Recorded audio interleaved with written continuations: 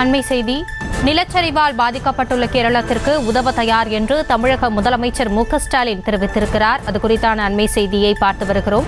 கேரளாவில் வயநாட்டில் ஏற்பட்ட நிலச்சரிவு காரணமாக 36 பேர் பலியாகியுள்ளனர். மேலும் மீட்புப் பணிகள் நடைபெற்று வரக்கூடிய சூழலில் வயநாட்டில் ஏற்பட்டுள்ள நிலச்சரிவு வேதனை அளிக்கிறது என்றும் கேரளத்திற்கு உதவ தயார் என்றும் தமிழக முதலமைச்சர் மு.க.ஸ்டாலின் தெரிவித்திருக்கிறார். இது குறித்த கூடுதல் விவரங்களோடு இணைகிறார் எமது செய்தியாளர் பாரிகார்த்திக். விவரங்கள். வணக்கம். வயநாட்டில் ஏற்பட்ட இந்த நிலச்சரிவு மிகப்பெரிய வேதனையை அளிக்கிறது என்று தற்போது தமிழ்நாடு முதலமைச்சர் திரு மு.க.ஸ்டாலின் அவர்கள் தனது எக்ஸ் பதிவிட்டிருக்கிறார். வயநாட்டில் ஏற்பட்ட நிலச்சரிவின் காரணமாக கிட்டத்தட்ட அங்கு மட்டும் ஒரு 36 பேர் இதுவரை உயிரிழந்திருக்கிறார்கள்.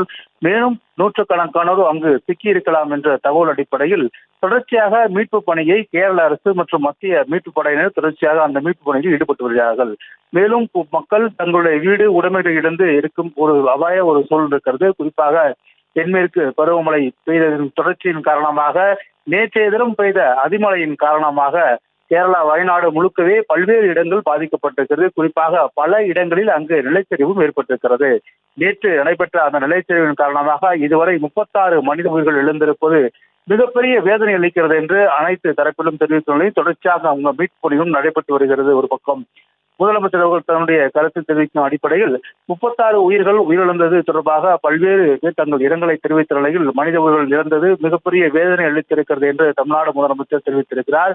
மேலும் கேரள அரசுக்கு தேவையான உதவிகளையும் உடனடியாக வழங்குவதற்கு தயாராக இருக்கிறோம் என்றும் தெரிவித்திருக்கிறார்.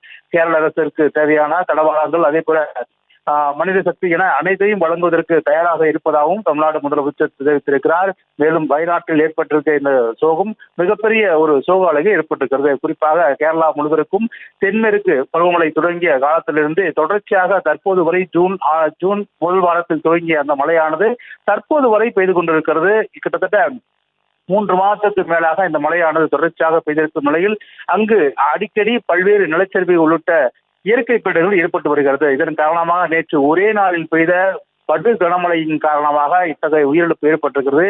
இதற்கு தான் மிகவும் வேதனை அடைவதாக முதலமைச்சர் அவர்கள் தன் எக்ஸ்பத்தில் தெரிவித்திருக்கிறார். அதே நேரம் கேரளாவுக்கு தேவையான உதவிகளையும் செய்ய தயார் என்றும் கருத்தை தெரிவித்திருக்கிறார். விவரங்களுக்கு நன்றி பாரிகார்த்திக். செய்திகளை உடனுக்குடனும் துல்லியமாகவும் தெரிந்து கொள்ள சப்ஸ்கிரைப் பண்ணுங்க.